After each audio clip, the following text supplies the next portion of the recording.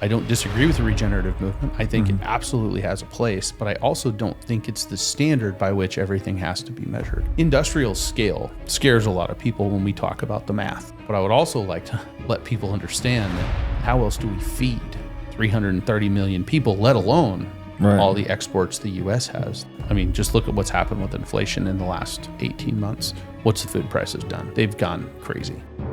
You've been on quite a personal health journey. Yeah. Somewhat inspired by Dr. Shawn Baker. Oh, not inspired, man. Shoved off the cliff without a parachute by Dr. Baker, for sure. What is it about the processed foods that people are moving away from? Our mission with Colorado Craft Beef is not to get more people eating beef. It's not to tell people that being vegan is wrong. Our mission, especially within ag, like a conversation like this.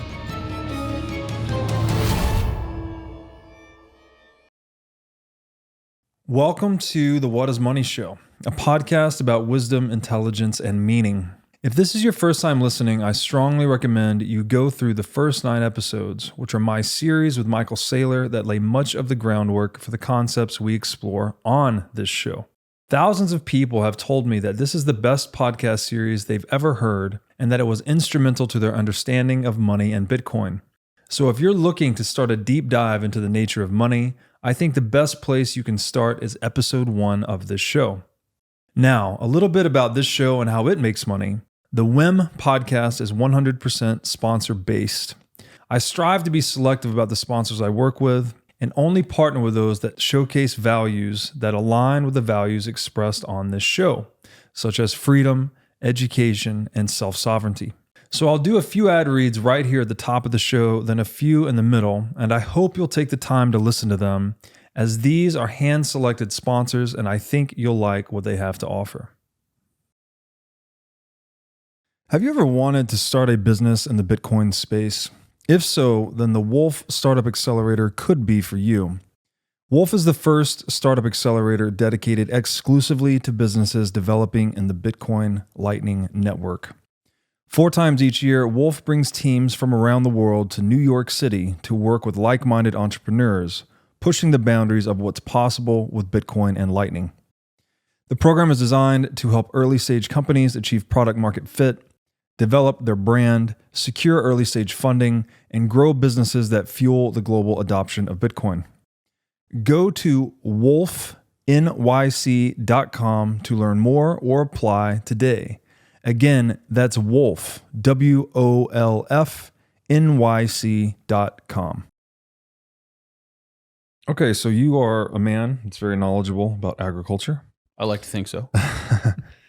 Agriculture is the cultivation of food in general. I guess this involves both plants and livestock.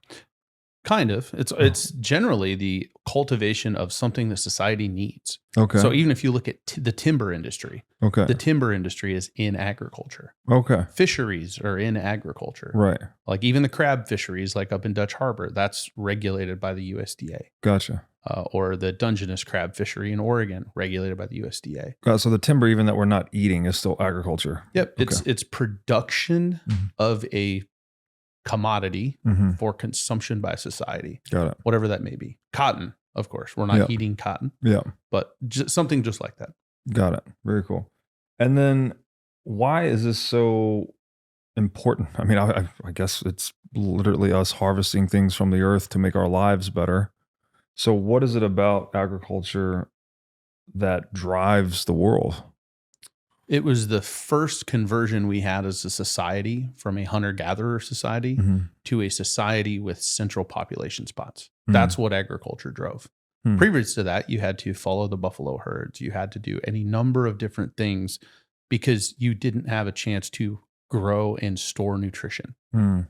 So, I mean, if you go back to pioneer times, you had hardtack, right? It's super dried out jerky that you'd have some level of protein. Or go back to Viking times and they would have granaries where they would grow certain crops. Or pickled herring was another great one for the Vikings. That any sort of an ability to keep a society in one spot allowed the society to develop. Because what you're doing with agriculture is you're allowing yourself to put more nutrition in front of you on like a line graph basis. Yeah. So that you have other things you can do with your time. You can develop weapons. You can develop other ways to travel. You can learn because if you have no level of infrastructure around you, what are you worried about next? Next meal. Your next meal. Yeah. Full stop. Like I've had people tell me, they're like, man, a hungry child in Africa has so many issues. I'm like, on paper, sure. Mm-hmm. But I bet if you talk to them, they have one. Mm. And that's assuming they have water, right? Yeah. They're hungry. Yeah. And they want to know that later on, they're going to not be hungry. Right. I was at a cattlemen's meeting in Idaho probably 10 years ago now. And they were talking about the number of people worldwide that were going to be entering the middle class. Most of this would be in like Eastern Asia, China, the southeast corner of Asia, and Cambodia, Laos, etc. Mm-hmm. And their comment was, it's not that those people are going to move. They're not going to buy different clothes. The first thing they're going to do is up the kind of protein they get to consume or add more protein to their diet. Moving into the middle class, that was the metric that the national people to be, international people to be, were using as the qualifier for that, was the type and quantity of protein you have.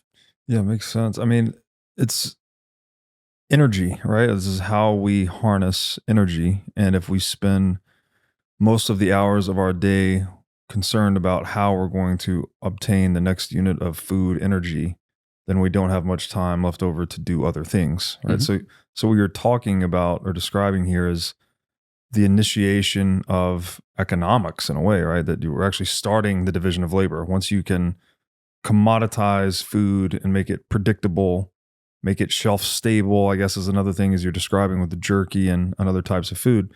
This gives people a reliable food source that they can store into the future. They can accumulate a lot of it, right? Mm-hmm. As you mentioned with the granaries, the the pickled fish? I think like pickled herring. So all these methods of storing food energy in a way that you can accumulate a savings, basically, of food energy, such that you can then direct your attention and energy towards other productive aims. Sure. It's just resource allocation, right? Yeah. So what is it?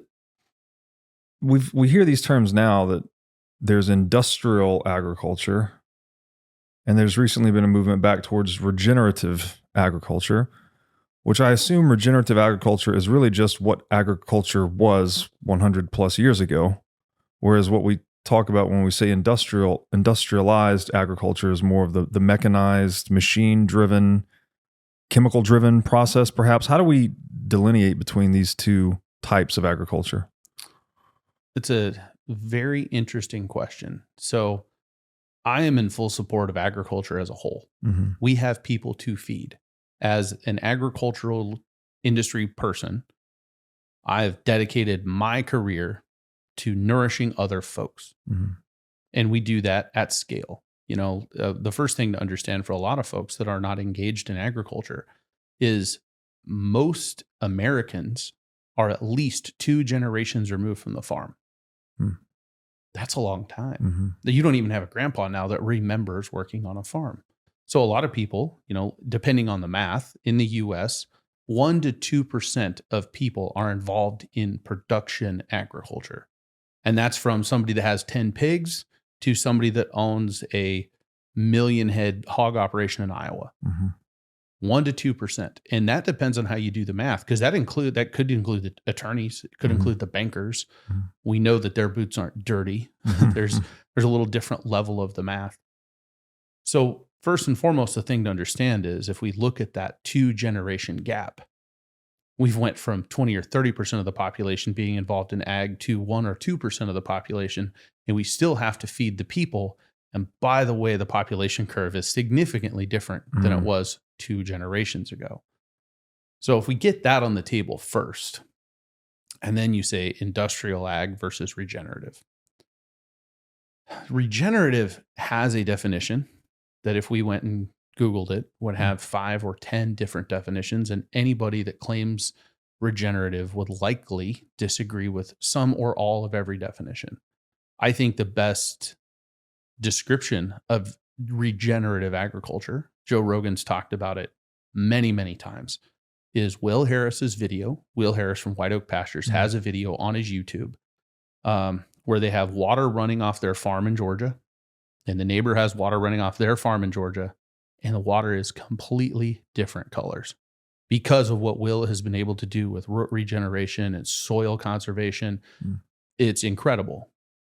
That is a regenerative process. We have taken the land from this industrialized, hammered state and brought it back. That's awesome. I think you cannot argue that at all. But people ask us, as the cattle ranchers that own and founded Colorado Craft Beef, are you regenerative? Man, the grass at the ranch hasn't changed ever. We haven't had to regenerate anything. It's the natural grass that was there when the Native Americans were chasing buffalo around where we ranch now. So I don't know how descriptive the term regenerative is. I think there's great examples of regenerative ag, but I think, in my humble opinion, regenerative is the newest buzzword, because first we had, what was it in the 90s? It was natural. Then it was organic. Then it was sustainable. And now it's regenerative. So you get this creep of terms that are being used as a way to sell product. I don't disagree with the regenerative movement. I think it absolutely has a place, but I also don't think it's the standard by which everything has to be measured. Would it be fair to say that those lands that have been hammered, to use that verb, which is damaged by industrialized processes or chemicals, that those damaged lands would require some form of regeneration to get back to their natural state? Whereas it sounds like what you guys are doing, you just have never hammered the land in that way, so that there was nothing to regenerate. Would that be an accurate description? For sure. I think that's a very good summary. Okay. And when we incorporate the industrial side, I can think of a field that's near a feed yard, probably an hour and a half from where we live. I know the guy that farms it. He was a college classmate of mine at Colorado State University. The guy is one of the most progressive farmers I've ever met. And that field has been a wet corn harvested field for as long as he can remember. Why? It's next door to a feed yard. It is put into silage corn every year as a way to store the energy for those cattle so they can feed cattle in confinement all winter, because we can't have them on grass where we live. The grass goes dormant. There's not enough nutritional value, especially if you're doing fed beef, the type of beef you want to get at a high-end steakhouse or something like that. Where we live, you can't do that in the winter without some sort of concentrate ration. Confinement makes it easier. Actually, you can't insure cattle on grass in the winter where we live because of blizzard conditions. But looking at that particular field, because Rogan talks about monocrop ag. So monocrop, one crop on that ground in perpetuity. We could probably argue that's not ideal. What I would counter with is, economically speaking, it's across the street from the feed yard. You're $6 a loaded mile per truck. The economics don't allow you to move it 3 or 4 miles. So they will use mined fertilizer. They will do what they can to keep the soil health where it needs to be. And obviously, the yield is such that mathematically it still works. So while I don't love the concept of that, as a math guy with a degree in agricultural business and minors in finance and accounting, the industry still allows for it by the math. I think there's things that could be done. And of course, the thing to know is, in most of these industries, whether it's the dairy industry producing milk or corn or anything, a lot of the selective business practices over the last 40 to 50 years, like the dairy industry, for instance, has decreased their amount of water need by 80%.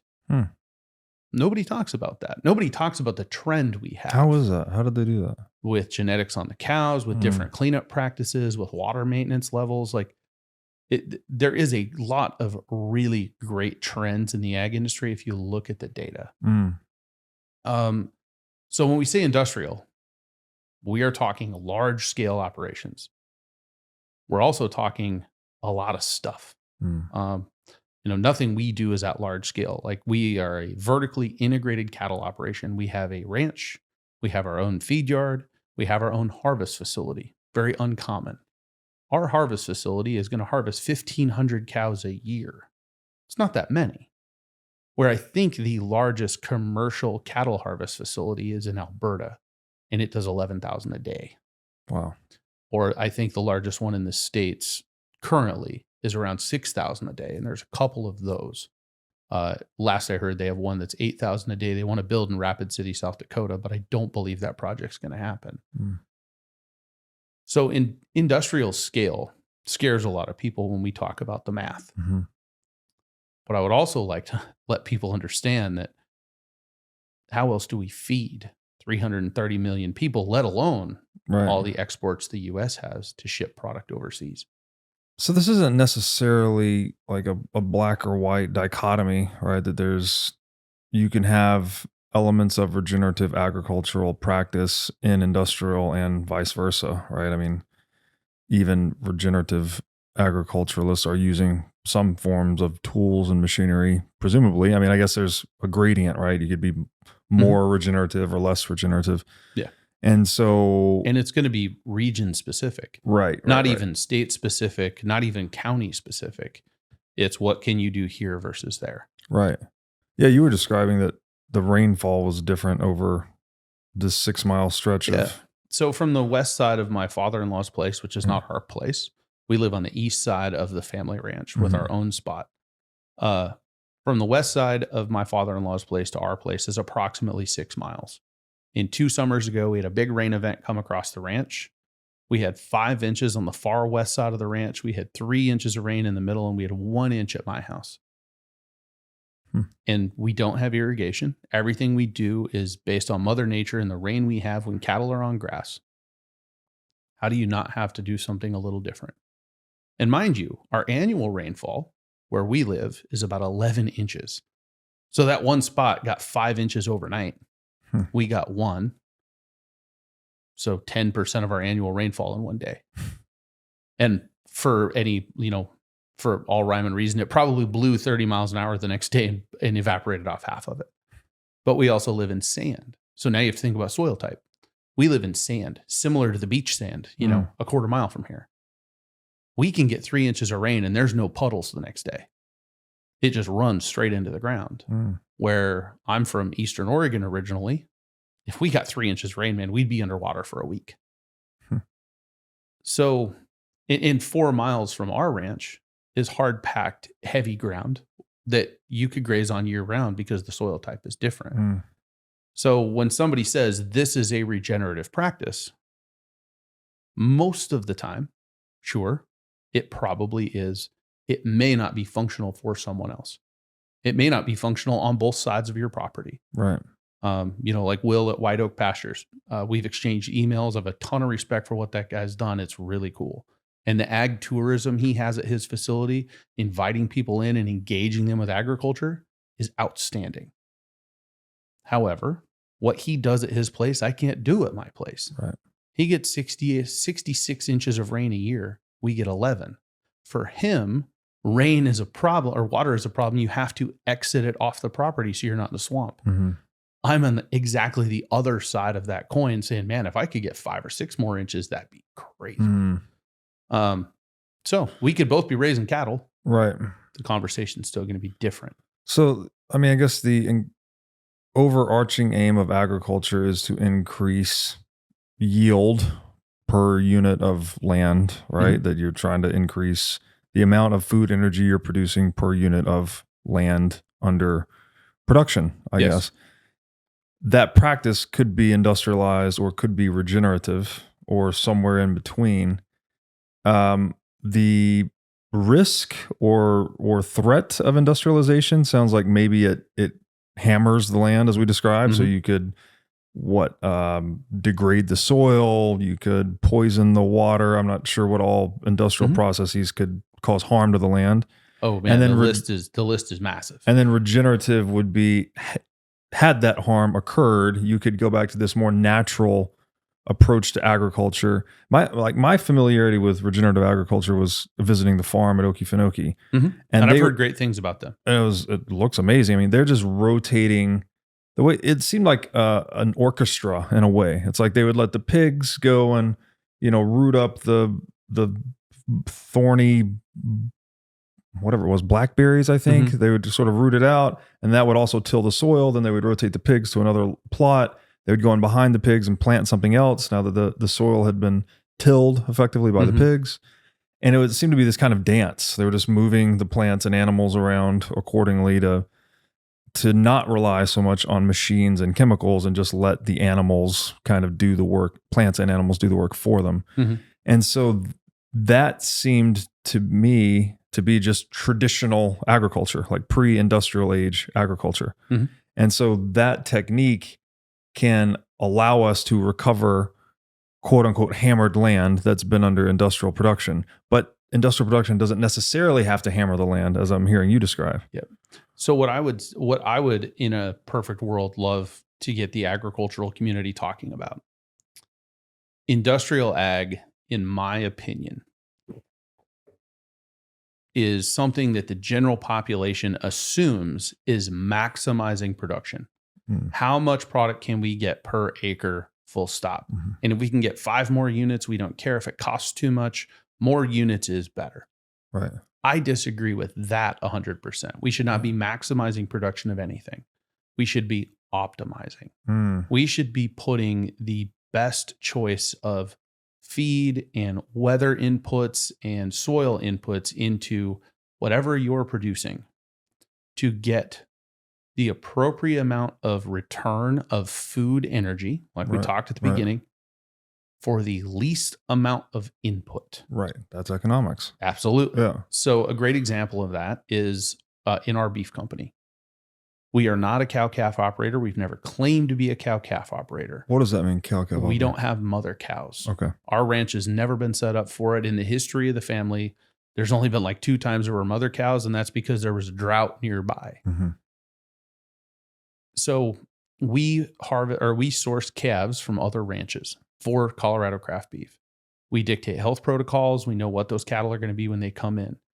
My wife, who has a master's degree in cow nutrition, who is truly the 5th generation rancher, I just married into this. So, for any young gentleman listening, your biggest business decision in the history of your life is the business partner you choose, who should probably be your wife. But she pulls a genetic panel on every animal. We don't use growth implants because we don't want them to be bigger. We choose moderately framed cattle so that our steaks are a moderate size. There's less food waste.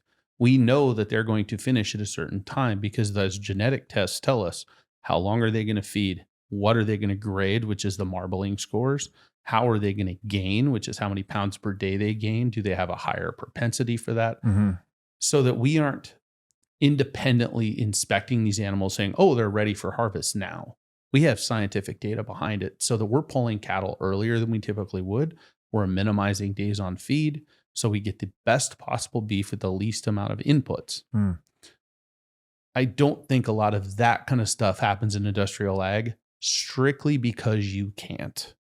If you have 6,000 head going to JBS in Greeley, Colorado every day, 6 days a week, how do you do that? And you're doing it at a commodity level because the U.S. consumer only wants to pay so much money. There's an economic change there because the maximization is driven by people wanting low-cost food. Right. The optimization is driven by people being willing to pay more for a better product and being happy with that. That's the dichotomy of the vision board that we haven't found yet to intersect at a big level.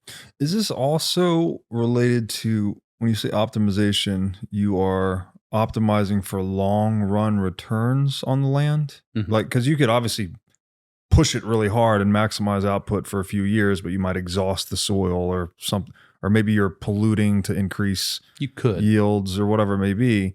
So is optimization less about this kind of maximizing short run return and more about maximizing long run return, like producing sustainably? Is that a way to say it? Kind of. The one thing I would kind of let people know, we are cattle ranchers, but our cattle turn every year. What is our asset? What is our business? Grass. Right? Our business is grass in the land. Yeah. We are not going to intentionally over hammer something because next year we're smoked. Mm-hmm. That goes carte blanche for every agricultural production industry, timber included. Mm-hmm. You can't just take. Sure. And anybody that's ranched in the same spot, and for the record, that is a generalization. I know people near me that I'm like, dude, what are you doing to those pastures? They are just wrecked. That'll take time. Mm-hmm. But by and large, anybody that's been ranching or farming for a long time on the same piece of ground, when people go, is it sustainable? I'm like, well, I don't know. It's been 100 years. I think we're doing all right. So that is one of the things that I encourage people with the engagement of ag. Mm. And then the other thing I would like people to understand, and this is a data point that I share with even ag groups, because a lot of ag groups don't know this. If you look at agricultural economics from the mid 70s, so 1975 to 2015, in 1975, for every dollar you put into agriculture, you got about $1.34 back. Not horrible. I think we could all agree we can run a business with that level of net profitability. Mm. Today, it's 14 cents. It's $1.14. Mm. So your profit in 5 decades, roughly 2 generations, has been crucified. It's 70% of what it used to be. What drove that? The industrialized food side. Because you aren't selling it direct anymore. You have much bigger fish doing much bigger business that control more of the pipeline. So less competitive marketplace. 100%. Wow. So if you're selling grain, like where we live, there's too much conglomeration above the producer, and that is driving the producer costs down. Additionally, diesel expenses are higher, feed expenses are higher. If you're a smaller operator, what are labor prices doing? What have they done since the 70s? I don't know the exact number, but I know they didn't go down. Mm-hmm. All your inputs are much bigger. Banking is harder, to your Bitcoin stuff. Mm-hmm. Banking is harder. When I did a podcast recently and we were talking about, hey, how much am I, or they told me how much portfolio I should have in Bitcoin as a percentage of the business. I said, well, guys, you have to understand, all of agriculture operates on a borrowing-based banking model, meaning I have $100,000 worth of cows. The bank will loan me $80,000 on that. I have $100,000 worth of feed on the ground. The bank will loan me $80,000 on that. I have $250,000 in equipment. The bank will loan me 70% of that value. I have $100,000 of Bitcoin. They're going to loan me $0. So when we start to collateralize those assets and we start to look at the financial model that makes this work, the trend isn't great. The people that have been doing this, like my father-in-law, love the man. He's been exceptionally successful in what he does.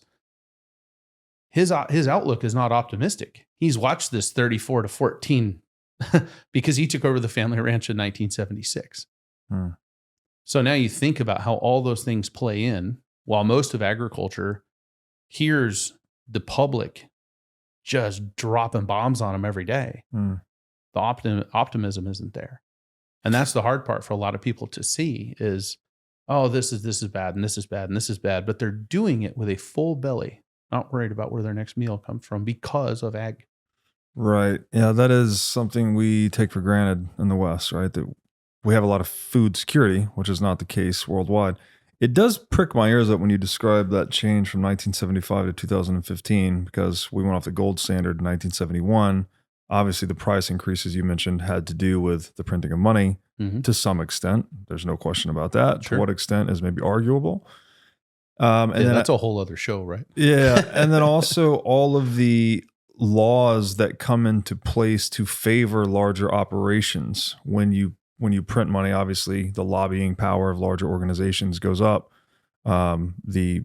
The economic influence or competitiveness of smaller businesses goes down. So you tend to see more centralization in industry, which can also lower profitability. So I wonder how much what I would call the corruption of money has contributed to the decline in the profit margin you described from $1.34 to $1.14. A great example of that actually is the fed cattle market.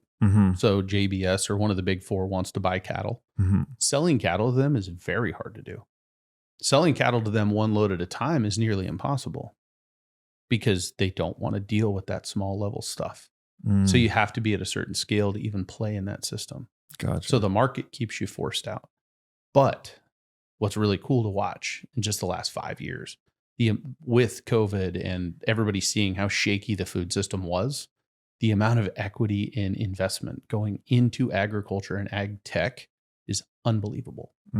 So just recently, there's a new platform out where you can sell 1 or 2 semi-loads at a time to the big 4. That's opened an entirely different market for a lot of people that have smaller operations to be competitive. And it's interesting watching that move. Tech is finally catching up in ag.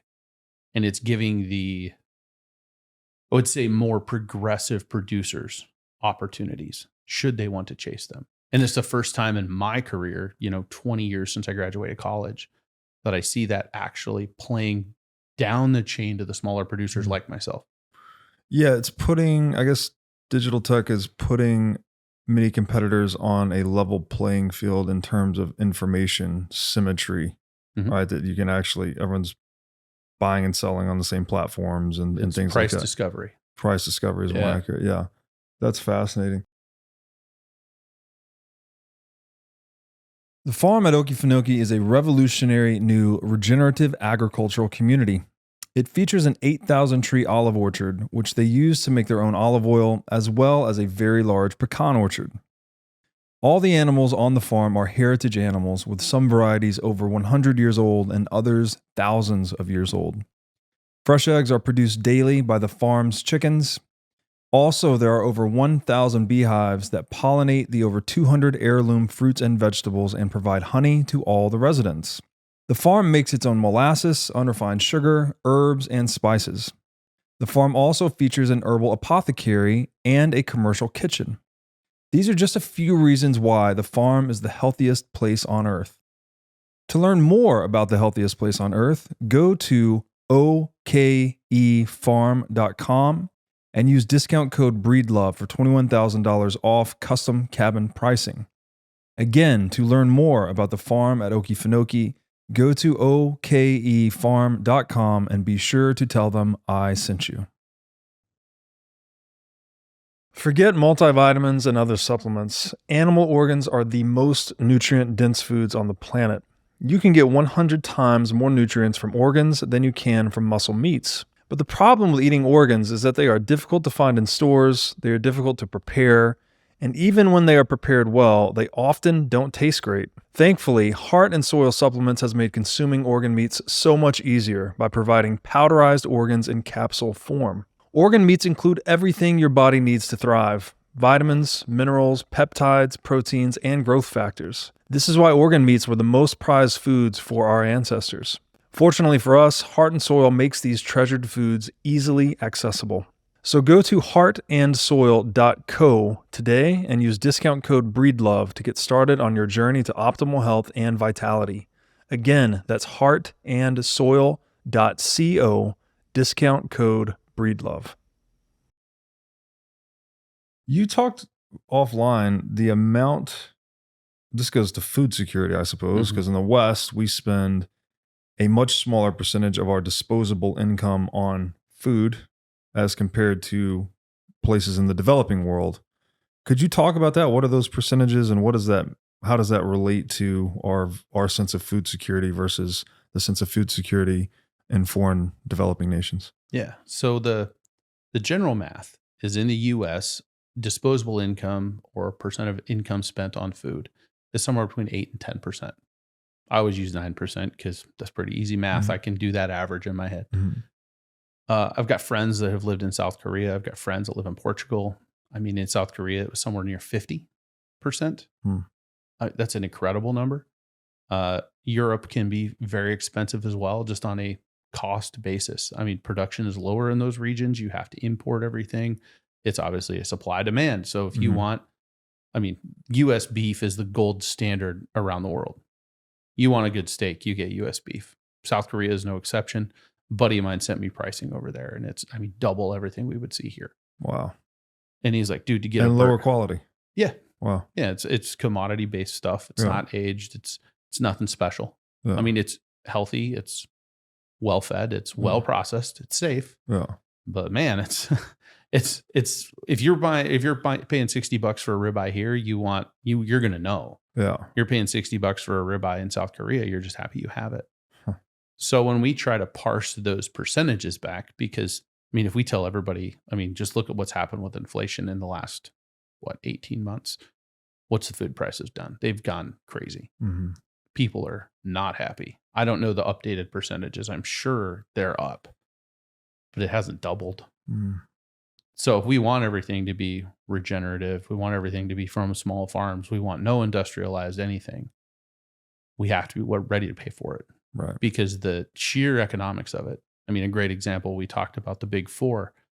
If they harvest a steer and they break them into steak, mm-hmm. they might be into it a couple $100. I own my own facility that does the same work and my prices are 4x theirs. So it's great when we get comments on social media that, man, your prices are high, they're this. I'm like, man, we're dry aged 21 days.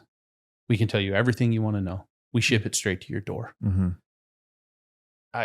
I don't want to demonize anything in the commodity space. We can do things differently. You will notice the difference, but you have to be willing to pay for it. Right. And some people just aren't. And, CCB, we support the heck out of that. Mm. If you want to feed your kids Walmart beef, go nuts. We have no issues with that. Mm. Feed your family what you can. Beef is still the most bioavailable, protein-dense food in the grocery store. For anything you can do, shop the outside of the grocery store. Please don't get to the middle. And, do what you got to do for your family. You'll catch no heat from us. And there's 4 major beef processors in the U.S. Yep. Is that right? Where 80 to 90+% of the beef goes through those processors. But what you're describing is that you guys have your own processor. Is that correct? Mm-hmm. Okay. Yeah, we own our own facility. And what is because as I've heard it described, that the cows go to those processing facilities toward the end before they're harvested, and then they get put on diets that are not healthy for the cow or for the consumer of the cow ultimately. Can you talk about that at all? I don't know where you might have heard that. Most cattle, like any harvest facility, they're not there very long. Okay. As a living, breathing critter. Okay. They're there on trucks. They have teams of people. So let's break the math down. This is a fun one. I actually did this math one day because I was like, holy crap, like just thinking of the production of this. So if you take the Cargill plant in Fort Morgan, Colorado, it's about an hour from us. They harvest around 6,000 a day. In 16 hours, they run 2 shifts. They have a clean down shift at night. It's like they're unloading a semi-load of cows like every 3 minutes. Wow. It's wild. When you think about that math, they don't have anywhere they store them. 6,000 cows takes up a lot of room. Yeah. They aren't paid to keep them. There's nothing in the level of unsafe diets or anything like that. Okay.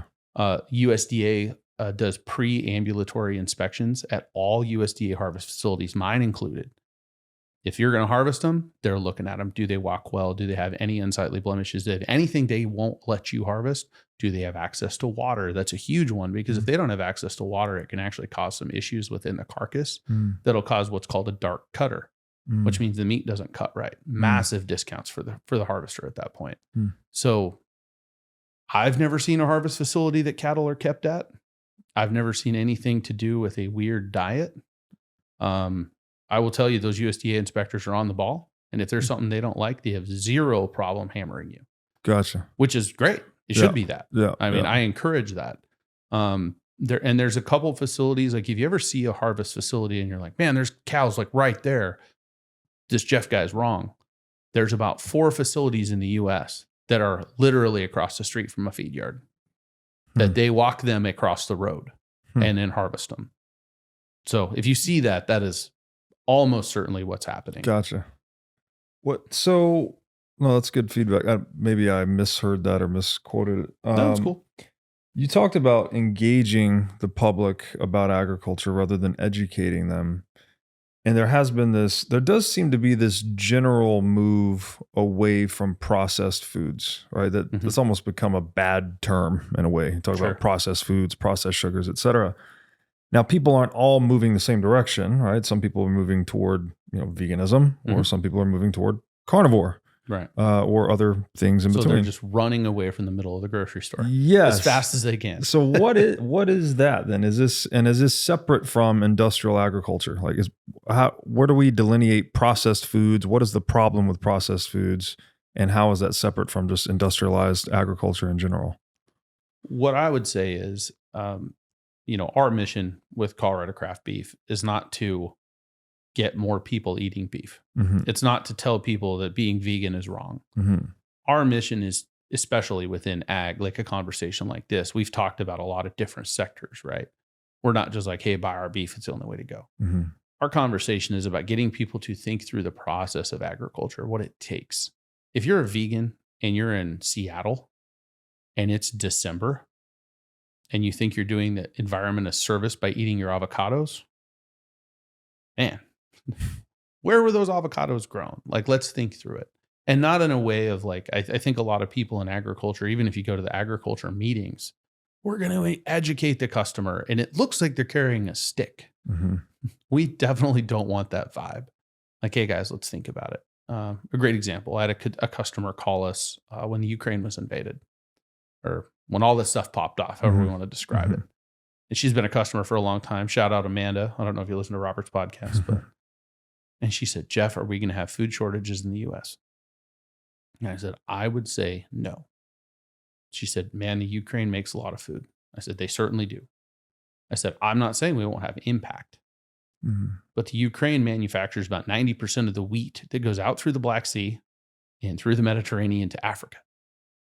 They're probably going to have an issue, which means Brazil, Argentina, and the US are going to ship a lot of product that direction because the market will demand it. So we will see higher prices here, but I don't think we'll see shortages. That's an engaging conversation. That's somebody thinking through it. Not in like, well, gosh, why don't you know that? Like, but I found it, humbling that one of our customers would call the business to ask that question. And that's really what we try to do. With regard to people going vegan or, ultra processed versus carnivore, any of that stuff. Like your question about the feed yard, that's a great one. Hey, we're hearing this. Does that exist? Like, and you can mention they're harvesting 6,000. That's a lot of real estate. They're not just sitting there. And people go, oh, okay, that checks out. Or if you look at, like, for instance, the salad industry, people love lettuce. Most of that lettuce is 21-day turn. They turn those fields every 21 days. Or if somebody says, oh, we have this new breed of whatever coming out. Here's a great great engagement piece when we talk about protein. So we talk about chickens, pork, cattle. When we harvest cattle in this country, we harvest around 600,000 a week. It's a pretty big number. We harvest about 5 million pigs, 3 million pigs. It's about 5 times that. And then I don't know the math on chickens by the week, but I know we harvest 2 billion chickens annually. This is just in the US. But what's interesting when people start talking about changing of the protein and how we're going to update this curve, cattle are between 18 and 24 months old when they're harvested. So if you start getting substantive data that's going to help us change whatever protocol, you get a turn on that data every 2 years. It's a very slow moving thing. Hogs are about 4 to 6 months old. So now you get 2 to 3 turns a year. Chickens are 8 weeks. Most fryers, when they're harvested, which is what you call, chickens we're going to eat are fryers, they're 6 to 8 weeks old. So you have a massive turn time on those. You can really adjust that market. That's why they can do robotic harvesting and things like that. So it's just wild when people are out of that loop because they don't have a reason to be in it. And then you start talking through some of those numbers. But when we start talking about industrialized food, especially on the vegan side, if you're a vegan in Minnesota, where's your lettuce coming from? What else are you eating? Like, you're eating nuts. Where are those coming from? If it's treated or not, if it's sprayed or not, if it's organic or not, I would say our biggest impact is transportation. It's the inefficiency of the industrial system that is required by the decisions you're making. And I think somebody taking that optimized approach might help, just looking at the math. Are there certain processed foods or ingredients or maybe processes that people should be avoiding? Like when we use that negative term processed foods that people are moving away from.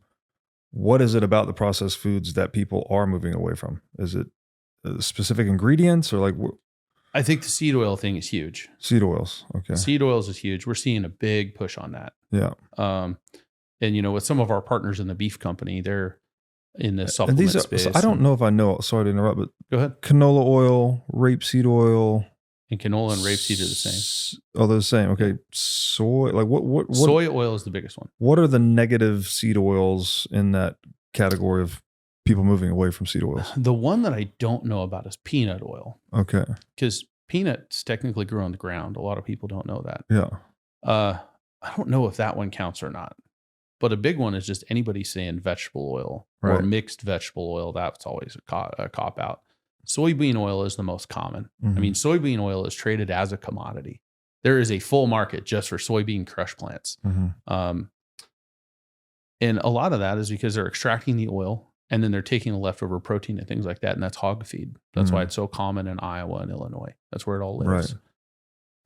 Canola is a big one. Sunflower oil? Sunflower is one for sure. Like there's a big canola crush plant in Goodland, Kansas that ADM owns. I mean, there's a lot of alternative stuff coming out. Yeah. There's a lot of alternative flours coming out. There's a company in Florida, I forgot the name of them. They're doing orange peel flour, trying to find a use for byproducts where you can grind it up, where you can preserve it. If we're cooking, actually, we've got a beef tallow line that's probably going to be out in a week. Literally, it's in production right now. And people are moving away from these seed oils because they are clogging up their metabolic system, right? There's it's sludge for the metabolism. Yeah. So in talking to Dr. Baker, I think the biggest issue is inflammation. Yeah. The inflammatory response. And man, I can tell you that. But if we think about like the process side, I forgot who it was. It was a special operator that I heard on a more military style podcast I was listening to. And he's like, if it's in cellophane, don't eat it. Don't eat the cellophane. And I was like, that's a great, you need that shirt. He's like, man, if you pull on the plastic and it crunches, don't eat that. I was like, okay. But I think what we're really as a country trying to do is get away from the convenient food. Right. Because a lot of convenient food is just full of junk. Right. Like we were eating meat sticks before the show, and the brand from Saladino, those were very good. I really like those, and the fact it has organ meat in it is awesome. Shout out Lineage Provisions, very right. good stuff. Yeah, it was on Steve's podcast last year. Yeah, that was a good one. But like our meat sticks, we launched our meat sticks in February, and it was okay. We need no sugar first and foremost. Nobody wants sugar. We did a celery salt cure. Okay, we don't have added nitrites. We don't have all this other stuff. And we ran our first batch. We loved them. We used a liquid smoke. Come to find out, the liquid smoke had some molasses in it.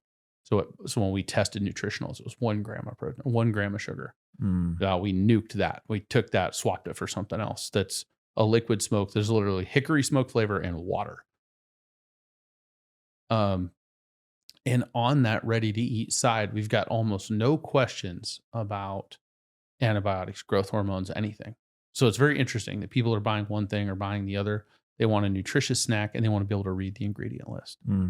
So I think what people are looking for is an understanding, which is why we're trying to engage with agriculture, is an understanding of what you're trying to read. If you look at any sort of an ingredient on a package and you're like, dude, I can't pronounce that.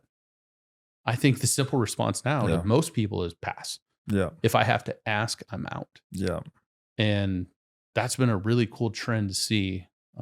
People coming out of COVID and being a lot more health conscious, watching what they're doing, really trying to be intentional with all of that has been really cool. The seed oil thing, I mean, so mind blowing. I didn't know anything about it. And then all of a sudden it started circulating wildly on the internet.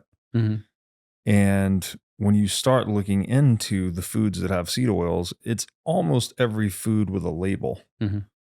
It's truly staggering. It's in everything. And then, I guess it's still sort of controversial. Are they good for you? Are they bad for you? But just anecdotally myself, when I eliminated them from my diet, I went from not being able to stand, I was living in Hawaii at the time.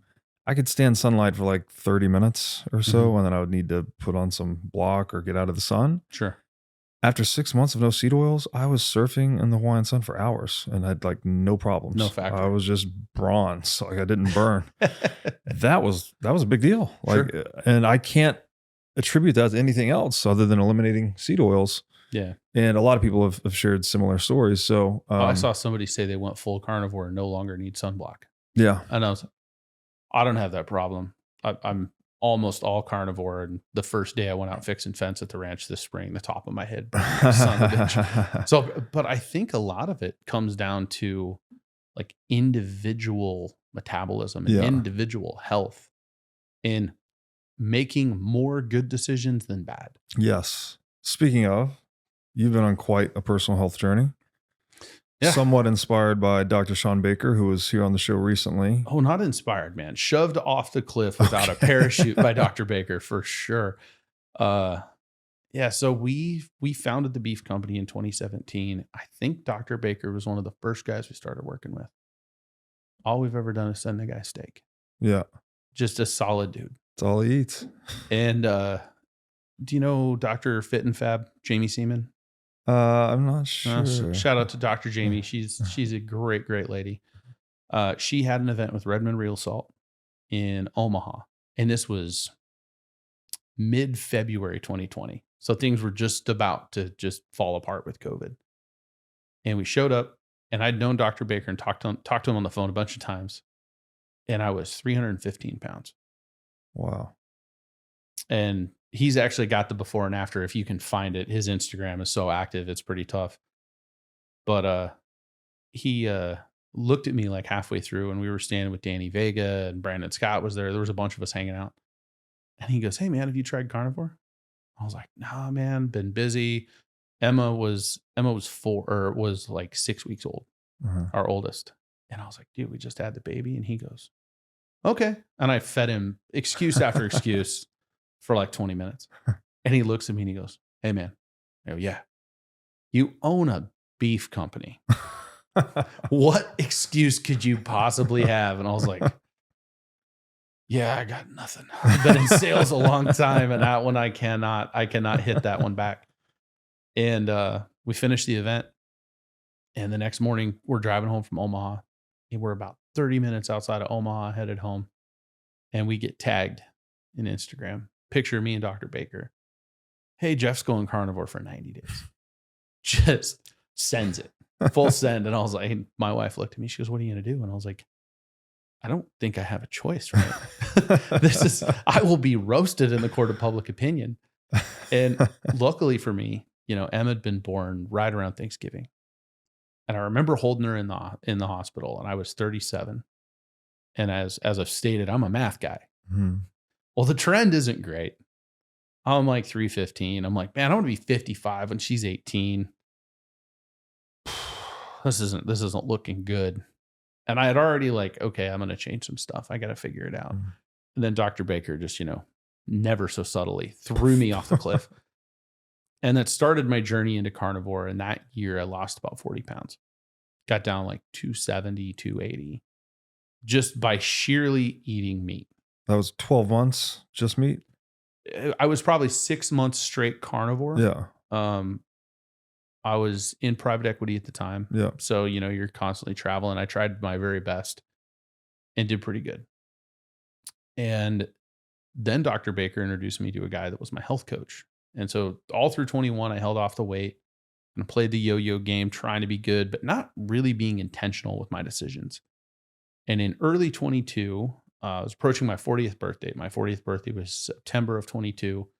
Dr. Baker hooked me up with a gentleman, and he got really into it. So I went, he called it PKD, paleo ketogenic, but he went carnivore heavy, very high fat content. We were testing blood glucose every day. We did a full blood panel before we started, and I was at like an A1C of like 7.2. My mom has type 2 diabetes. It's not looking good. But I'm at 7.2 on an A1C when I'm 39. That's not good. What is the range? I'm not familiar with that test. So A1C is like your 90-day blood glucose level. Okay. 90 or 30. I could be wrong on that. Don't hold me to that. But it's basically an overtime blood marker that says your blood glucose is X. If you're under 5.6, it's good. Okay. 5.6 to like high sixes is like pre-diabetic. Anything over 7 is not good. Okay. And I was in the that's not good range. Got it. With zero reason to be that, right? I'm 39. Like I can make better decisions. Mm. And so we did that. We did the A1C. Started testing blood glucose every day, ketones every day, high fat, high protein, no carbs, no booze, just like super clean. And on my 30th birthday or 40th birthday, excuse me, in September, I hit my lowest adult weight that I can remember. And that was 227. Wow. And then I promptly went and partied to celebrate. And since then, I'm around 250 right now, but it's crazy. My pants fit differently. Like there's a recomp going on. I got into jujitsu during COVID. I got my blue belt last year. It's the most active I've ever been as an adult. But I did a blood panel not 6 weeks ago, and my A1C is 5.2. Wow, good for you. But it wasn't just carnivore. Yeah, like I'd love to stand here and say it was just carnivore, but it was making more good decisions than bad. It was really, just looking at my girls going, dude, I got to do something. Yeah. But more than that, it was learning. It was trying to understand the why. The how is only functional if you understand the why. Like that's where I'm at with Bitcoin. I think I understand the how just enough, but I need to understand more of the why. And actually one of our investors is a Bitcoin junkie. And he's like, dude, you're going to get an orange pill. I'm like, whatever. I'm ready for the info. Like I understand the how, but it doesn't matter without the why. And that's where I really got to on my health journey was I can understand the why. But I had to get very, very dedicated with all of the implementation and the why of every decision, not the why of, oh, I need to change this. Yeah. Oh, we're testing blood glucose. So like with what we did, it was like, okay, you're super clean. Your blood glucose, when you get up in the morning, your fasted blood glucose is like 75, 77. Ketones are at 2. Okay, today you're eating your standard meals. We're going to add 40 grams of Brussels sprouts and watch what happens. And you watch your stuff just totally detonate. And you're like, okay, Brussels sprouts are out. Wow. The next day you eat broccoli, or then you get clean for like 3 days. Then you eat broccoli. There's no change. Okay, broccoli's on the accepted list. And you slowly like get intentional with what you can or can't eat. And you have to learn this about yourself individually. 100%. Of course, yeah. Yeah, because he told me that the gentleman I was working with is a solid guy, very successful businessman. And he told me, he goes, you're going to be different than me. He goes, the reason you store body fat, like as the viewers can see, it's not great right now, but we're trending. He goes, the reason you store body fat is because you had good genes 10,000 years ago. And when your ancestors killed a whale and you were able to eat for a month, you could survive for 2. Makes a ton of sense, but that's not what we're built for today. Right. And that's when we, think about agriculture and the industrial side. That is the one thing I don't love about it is chemicals and monocrops and all the things. I don't love them, but I would argue they are necessary because like everybody hates glyphosate, right? Roundup. And I don't love it. I've used it. It's fine. But what I would argue about is if we shook a magic wand and glyphosate was gone tomorrow, we would have to replace it with gramoxone. And gramoxone is nasty, nasty stuff. So what's the alternative? Or you say we will no longer use chemicals and pesticides. How many people die before we decide that's not a good decision? Yeah, that one's tricky because it's easy to demonize the chemical, glyphosate or whatever it may be, but we often forget that chemical was introduced to solve a problem, right? That whatever pesticide or whatever purpose it was serving. And that seems to be kind of the constant process of trial and error we're always engaged in. Like we're trying to introduce something that will harm the pest or the organisms that we don't want on the food or in the food without harming us. And that process is inherently trial and error. So it's complicated, right? Well, a great example of that So I'm from Eastern Oregon originally. I grew up in a town called Pendleton. You might have heard of Pendleton wool, Pendleton whiskey. That's all my hometown. One of the biggest outdoor rodeos in the country. Dryland wheat is the main commodity around there. Dryland wheat is typically planted in the fall, so like October. It kind of grows a little bit in the fall, and then it'll die off in the winter. But it just goes dormant. And then in the spring, when everything kind of warms up, it comes up, and then they harvest in like July. They're harvesting right now. They spray with Roundup, glyphosate, usually around March. It's called pre-emergent spraying. They will spray because they no-till. So they just seed through the grass barrier so the wheat can grow up. But before the wheat pops, they spray the grass with with Roundup so that the wheat can fight through and then be viable enough to grow so they don't have to till the soil, because the carbon emissions, the erosion, and the runoff, if they till the soil, is very, very bad. Pick what's bad. Right. Is the Roundup like bad? Pick your poison kind of thing. Is the Roundup bad, or is cultivating this way bad? Right. And I'm not a good enough farmer to have an argument there. But I also think that people like, oh, you spray your wheat with Roundup. Pass. There is no wheat that sustains Roundup. There's no GMO variety of wheat anywhere, ever. There's no approved wheat GMO. And wheat will die with Roundup. So the wheat never touches the Roundup, or the wheat would have died. I'm not arguing for or against, but what I am saying is any of these binary arguments within agriculture comes with a little asterisk that says, if you do this, we have to talk about this other thing. And that's where it's the engagement piece. We want people engaging with agriculture so we can talk through it. Yeah, a lot of trade-offs and often unforeseen consequences, right, in this process of trying to figure things out. Sure. Well, that's super cool that you were able to change your lifestyle, change your diet, get things in order. I mean, it's an inspiring story for a lot of people, I think, because a lot of people have been led astray on the standard American diet, and it's not permanent, right? You can make changes in your life and get back to a much better place, right? Health-wise, lifestyle, whatever it may be. I'd like to thank my friends at Swan Bitcoin for their long-standing support of the What is Money show.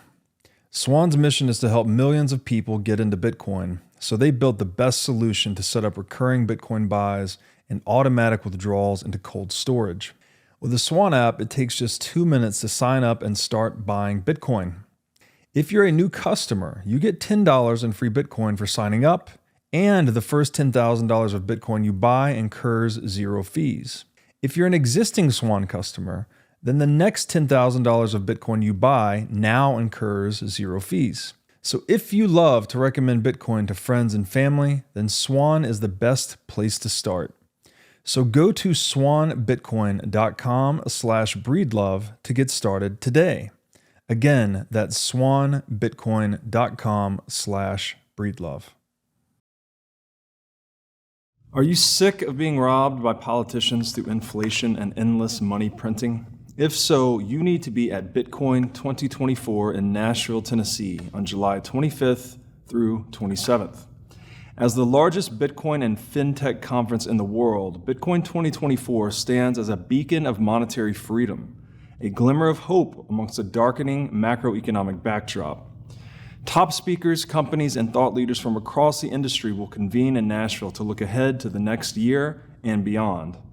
I will be there, and Bitcoin conferences like this have become my favorite place to socialize since becoming a Bitcoiner. Ticket prices will increase soon. Get your tickets now and secure your spot at this game-changing event. So go to b.tc/conference and use discount code BREEDLOVE to sign up for the Bitcoin 2024 conference. Again, that's b.tc/conference, discount code BREEDLOVE. Let's talk about the ranch. Sure. /N ranch? That is my wife's family's ranch, yes. Okay, so how, maybe a little bit of history on the ranch and then how this became the business that you now run today, which is Colorado Craft Beef. So my wife is fifth generation, like we mentioned. Yeah. Her dad took over the ranch in 1976. And she and I met in 2013. I'm going to make sure I get all these numbers right because she'll listen to this and it won't be good. We got married at the end of 2014. So we're coming up on 10 years of marriage. 2015, we moved back to the ranch. We said, hey, we're going to start a family. We were both still in corporate sales at the time. Hey, we can live kind of wherever, there's airplanes. We moved back to the ranch in 2015 with like, hey, if we're going to have kids, this is how we want them to grow up. And in 2016, we bought the place we're living in. That was the neighbor to the east of the family ranch. That was pretty cool. We extended the ranch one section to the east. And in 2017, my wife was in the CALP program, CALP, which is Colorado Ag Leadership Program. And she had to have a project. And we'd been kicking around this idea of a beef company for at least 2 years, basically since we got married. And the concept was, we understand the economics of the commodity sector of cattle, of the cattle industry her dad operates in. Man, that money doesn't make sense. That's not a tenable market. And then we actually talked to Dave, my father-in-law, about the long-term strategy of the ranch. And we said, hey, with what you're doing, can we do that for another generation or two? And he said, no. And that is a gut check moment because, you've moved back to the ranch. You've invested in real estate. You have a different skill set. We already talked about the economics of ag not being, what they were 50 years ago. And we said, man, how do we set ourselves up to be in a different spot? And in full transparency, the company, Colorado Craft Beef, was founded by my wife and I and funded by my wife and I. It's no family money. It's no family land. There's no family anything. It was our way of putting the ranch on a different trajectory with our own money where our mouth was. And in 2017, we launched the brand. In 2018, we started shipping nationally and just kept growing. I switched out of corporate America and went into private equity in 2019. Our first daughter was born the fall of 2019. And the middle end of 21, I left private equity and just working on our stuff full time. And Kara left corporate America the end of 22. In 2022, we took down our own feed yard. So for anybody asking, we are a grain finished operation. They are grass fed at the feed yard where we background them. Then they go on grass at the ranch until they go to the feed yard to be grain finished for the last 120, 150 days or so. Being as my wife has a master's in cattle nutrition, I trust her judgment on that one. And what was really crazy was last year, we completed an investment deal. First time we took outside money and we partnered with some guys you're familiar with. I'm happy to say Dr. Baker is one of them. He came in with us. And then we have a crew of what I call is our American heroes. Jocko Willink, a couple of his friends from Echelon Front, Leif Babin and Dave Burke, and another American hero, which every time I talk to this guy, I can't be more humble to be in the room with him, is Travis Mills. And Travis is one of 4 or 5, I have the number wrong, probably, surviving quadruple amputees from the War on Terror. Wow. He set his backpack on an IED in Afghanistan, lost both his knees or both his legs above the knee. His right arm's completely gone and his left arm's gone above the elbow. And he invested with us as well. As well as the other founders of Jocko Fuel, Pete Roberts and Brian Littlefield. Pete's also the founder of Origin, which are the jeans I'm wearing. And with that investment round, we bought our own harvest facility. That was the last piece we didn't own. And with that, the ranch is on a totally different trajectory now. Now, my father-in-law still runs the commercial ranch. We're still not involved in that other than the free labor. Like, hey, we're moving cows. Or actually a week ago yesterday, we had a grass fire. Lightning struck a grass fire. And I mean, it was all hands on deck, cutting fences down to get fire trucks in there. Wow. So there's still very much that family heritage piece. But what we've been able to do with the beef company is put the future of the ranch in a more direct approach for our girls who are currently almost 3 and almost 5 to have the opportunity to be generation 6 on the ranch and further that option.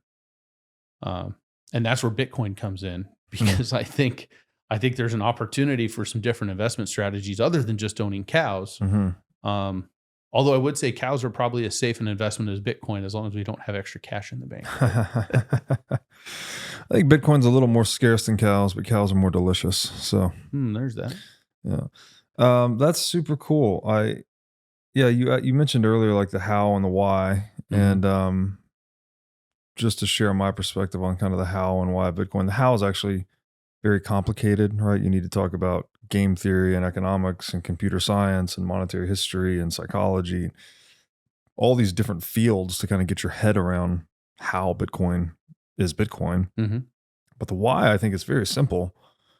It's just human freedom, right? It's just giving entrepreneurs money that works for them, right? Rather than money that works against them, which is what inflation is basically doing, right? If you hold savings in a US dollar bank account, it's not going your way. You're getting milked all the time, right? To use a cow analogy. Well, Bitcoin's the reverse, right? It's instead of being quantitatively eased, it's being quantitatively tightened so that your purchasing power tends to go up instead of down over time.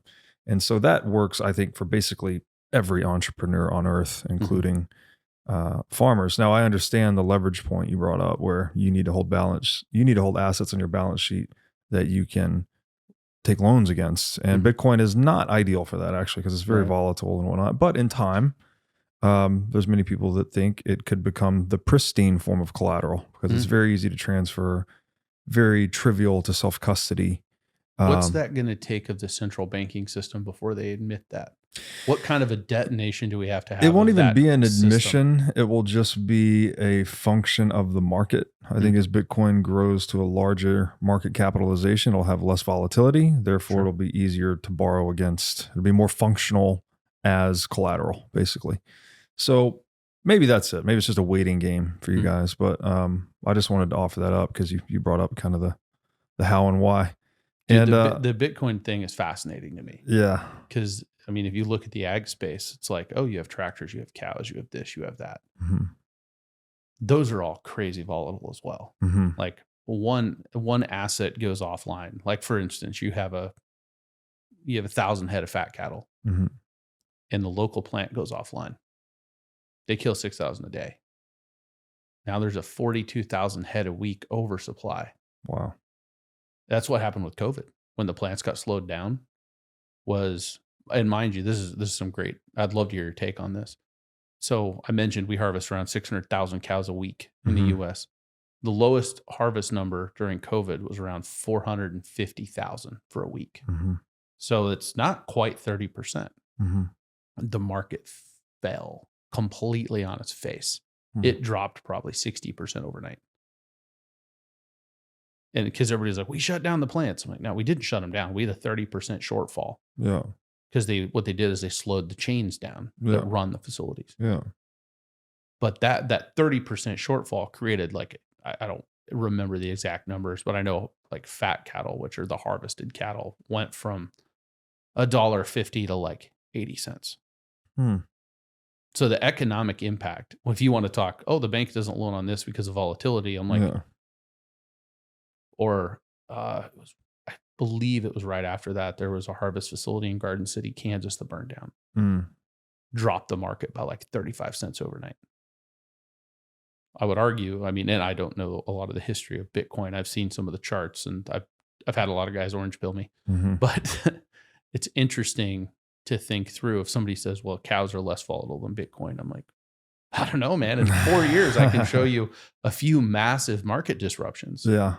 So what are your thoughts on that? It's definitely changing, right? The other argument used to be that, U.S. treasuries or government bonds typically were the best form of collateral in the world, but they've recently become much more volatile. So it is this, I think it's a function of market mechanics that as Bitcoin grows, it becomes less volatile. And as governments become more insolvent, well, surprise, surprise, their debt becomes more volatile, right? It's people are less likely to want to hold the debt of less creditworthy countries. So you see traditional assets that are safe becoming less safe, Bitcoin that's traditionally risky becoming less risky. And that's just people figuring out that Bitcoin is the best asset to store purchasing power in because it has a fixed supply, is my general view on it. Now, how people individually sort of, divvy that up and say, this is what percentage I want in my portfolio, that's contingent on their individual aims and wants and such. But yeah, Bitcoin's fascinating. I think to use an analogy, what did you say earlier about beef, that it's the most nutrient dense bioavailable food on the planet? You could say Bitcoin is the most purchasing power dense or economically dense money in the world, and that it's a fixed supply money lets you store unlimited purchasing power inside of it. Without, like, if you do that in gold, you create more of an incentive to produce more gold and therefore dilute the purchasing power per unit. But the more purchasing power you store in Bitcoin, you can't produce more units. So it maintains a maximal purchasing power density, if you will.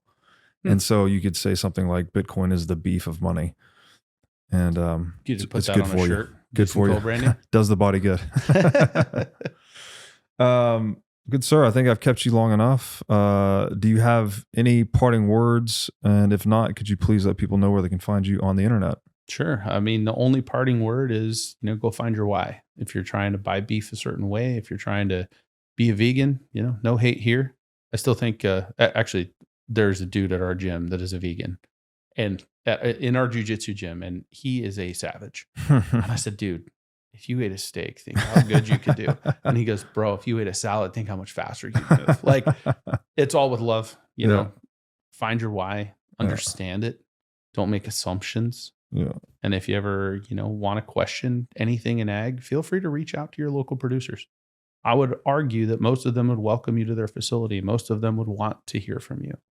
And if we want a different food system, we have to vote with our dollar or our Bitcoin purse, right? Yeah. Bitcoin wallet. Sorry, I don't want to. It's voting with your money. No, you're right. Where you save and spend your money is what influences what's created in the world, basically. I mean, that's the system you're voting for. Yes.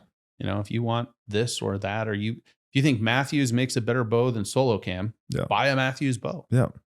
If you want grass finished beef, Will Harris is a solid dude. Yeah. If you want grain finished beef, like I know you're going to get, let me know. I got you. Yeah. I have to admit, I've tried to love grass finished beef. I've tried, but I just don't like it. I enjoy the taste of grain finished beef. Mm-hmm.